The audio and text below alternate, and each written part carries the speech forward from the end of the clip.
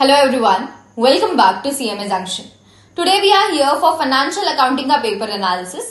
इस paper analysis के through हम फाइंड आउट करने वाले हैं कि कौन से ऐसे मोस्ट इंपॉर्टेंट टॉपिक्स हैं जिसको मेरे को सबसे ज्यादा प्रेफरेंस देनी है इन माय अपकमिंग एग्जाम्स. ठीक है, मैंने इस पेपर एनालिसिस के लिए पिछले 5 अटेम्प्ट के क्वेश्चन पेपर्स लिए हैं. मॉक टेस्ट पेपर लिया है new as well as old syllabus का. ये फाइनेंशियल अकाउंटिंग का पेपर एनालिसिस ओल्ड और न्यू दोनों सिलेबस के लिए एप्लीकेबल है. आप दोनों इस वीडियो को रेफर कर सकते हैं, इस वीडियो से हेल्प ले सकते हैं. नाउ मूविंग टूवर्ड्स, यहाँ पे अगर आप देखें तो मेरा चैप्टर वाइज वेटेज आपको यहाँ पे दिख जाएगा कि हर एक चैप्टर से कितना मार्क्स का पूछा जा रहा है. ठीक है, और इस वेटेज के अकॉर्डिंग हमारे लिए सबसे ज्यादा इंपॉर्टेंट चैप्टर हो जाता है फाइनेंशियल अकाउंट्स का, चाहे वो कमर्शियल ऑर्गेनाइजेशन का हो, नॉट फॉर प्रॉफिट का हो या फिर इनकम्प्लीट रिकॉर्ड हो. मेरा सबसे ज्यादा इंपॉर्टेंट चैप्टर है चैप्टर नंबर 3. मैं इसको अच्छे से कर लूंगी. इसके अंदर मैं तीनों टॉपिक, चाहे वो फाइनेंशियल स्टेटमेंट है, नॉट फॉर प्रॉफिट ऑर्गेनाइजेशन के स्टेटमेंट्स है या इनकम्प्लीट रिकॉर्ड है, ये तीनों को आपको अच्छे से करना इज इंपॉर्टेंट. क्योंकि जरूरी नहीं है इससे सिर्फ एक ही क्वेश्चन पूछा जाए. अराउंड 27 मार्क्स से, मतलब 2 क्वेश्चन तक तो इससे पूछे जाते ही हैं. तो आपको इसके लिए अच्छे से प्रिपेयर होना इज इंपॉर्टेंट. ठीक है, नेक्स्ट हमारा इंपॉर्टेंट चैप्टर आता है पार्टनरशिप अकाउंटिंग. अराउंड 18 मार्क्स तक का पूछा जा रहा है और हर बार इससे 15 मार्क्स तक के क्वेश्चन तो आते ही हैं. मतलब कंफर्म है, और जो चैप्टर्स कंफर्म है ना वो मेरे लिए सबसे ज्यादा इंपॉर्टेंट हो जाते हैं.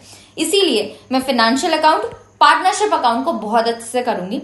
इसके साथ साथ जो कंफर्म हर बार पूछे जाते हैं वो चैप्टर है ब्रांच एंड डिपार्टमेंटल अकाउंट. इससे भी हर बार क्वेश्चन आए, देखो एक भी बार गैप नहीं हुआ है.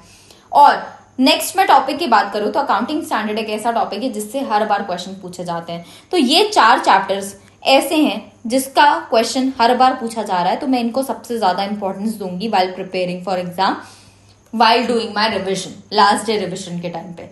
ठीक है, इसके बाद हम वेटेज वाइज चलेंगे. तो वेटेज वाइज अगर आप देखो तो नेक्स्ट इंपॉर्टेंट चैप्टर मेरे पास आता है अकाउंटिंग फंडामेंटल्स. अराउंड 13 मार्क्स तक का क्वेश्चन इससे पूछा जा रहा है और बहुत ही आसान चैप्टर है. इसके अंदर भी मेन फोकस अगर आप देखोगे ना तो बैड एंड डाउटफुल डेट, उनके प्रोविजंस के बारे में है और डेप्रिसिएशन. मेनली क्वेश्चन इन दोनों के ऊपर आ रहे हैं, तो इन दोनों टॉपिक को अच्छे से कर लेना. ठीक है, देखो डेप्रिसिएशन पे क्वेश्चन है, डेप्रिसिएशन पे क्वेश्चन है और डेप्रिसिएशन है, वापस से डिस्काउंट ऑन डेटर है और वापस से हमारे पास डेप्रिसिएशन पे क्वेश्चन है. तो डेप्रिसिएशन वाला टॉपिक एक ऐसा है जिसको मैं बहुत अच्छे से प्रिपेयर कर लूंगी. और provision for bad and doubtful debt, ये वाला टॉपिक को हम अच्छे से कर लेंगे. उसके अलावा जो टॉपिक्स है उनको भी देख लेना, क्योंकि क्वेश्चन इधर उधर हो सकते हैं. अकाउंटिंग फंडामेंटल में कहीं से भी क्वेश्चन आपसे पूछा जा सकता है. Now moving towards our next topic, हमने ये भी कवर कर लिया. इसके अलावा हमारे पास जो इंपॉर्टेंट चैप्टर आता है वो है hire purchase and instalment purchase. 7 marks तक का पूछा जा रहा है. बहुत ही सिंपल क्वेश्चन है, बहुत ही सिंपल चैप्टर है. सिंपल क्वेश्चन से इससे पूछे जाते हैं, आप इजिली इसको कवर कर सकते हैं. नेक्स्ट आप प्रेफरेंस देंगे insurance claim for loss of stock and profit को. इससे अराउंड 6 मार्क्स तक के क्वेश्चंस पूछे जाते हैं, तो आप इसको नेक्स्ट पे कर सकते हैं. नेक्स्ट हमारे पास आएगा bill of exchange, consignment and joint venture. Around 7 marks तक के क्वेश्चन आते हैं और मेन फोकस इसके अंदर अगर आप देखोगे ना तो बिल ऑफ एक्सचेंज के ऊपर ही रहता है. मेनली यहाँ पे क्वेश्चंस बिल ऑफ एक्सचेंज के ऊपर ही पूछे गए हैं. तो मैं बिल ऑफ एक्सचेंज को अच्छे से कर लूंगी और उसके अलावा कंसाइनमेंट को मैं अच्छे से कर लूंगी. ये 2 टॉपिक्स को मेरे को अच्छे से कर लेना है इन चैप्टर नंबर 2. ठीक, तो हमने ना यहां तक के सारे चैप्टर्स कवर कर लिए. मतलब 9 जो चैप्टर्स हैं यहाँ पे, ये पूरे के पूरे मैंने कवर कर लिए. अब मैं ये बचे हुए 3 चैप्टर्स पे आ रही हूँ. ये 3 चैप्टर्स सिर्फ और सिर्फ ओल्ड सिलेबस के लिए एप्लीकेबल है. न्यू सिलेबस में 3 चैप्टर्स नहीं है. तो ये वाला पार्ट सिर्फ और सिर्फ ओल्ड सिलेबस के लिए मैं बता रही हूँ, जिसमें आपके लिए इंपॉर्टेंट हो जाता है सबसे ज्यादा रॉयल्टी, क्योंकि अराउंड 8 मार्क्स तक का क्वेश्चन पूछा जा रहा है. उसके बाद सेल्फ बैलेंसिंग, लेजर और computerised accounting. I will suggest you कि ये तीनों के तीनों चैप्टर कर लो, क्योंकि बहुत आसान है यार. सेल्फ बैलेंसिंग लेजर में कुछ भी नहीं है. कंप्यूटराइज्ड अकाउंटिंग 2 पेज का थ्योरी आप आसानी से कवर कर लोगे. और रॉयल्टी इज वेरी इजी, आप देखोगे ना उसके क्वेश्चंस आपको इजीली समझ आ जाएंगे.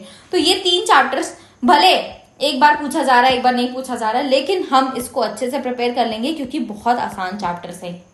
ठीक है, तो इसके साथ हमने फाइनेंशियल अकाउंटिंग का पूरा पेपर एनालिसिस कवर किया. मेन फोकस 4 चैप्टर्स मैंने आपको पहले ही बता दिए, इनको हम अच्छे से कर लेंगे. उसके बाद बाकी चैप्टर्स के ऊपर फोकस करेंगे.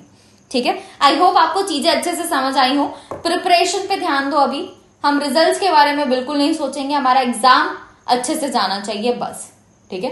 रिजल्ट क्या आता है सब भगवान जी के ऊपर छोड़ दो, हम सिर्फ अच्छे से प्रिपरेशन करेंगे, शिद्दत से प्रिपरेशन करेंगे, सारी चीजें according to plan, according to paper analysis prepare करके जाएंगे, ठीक है। All the very best and happy learning.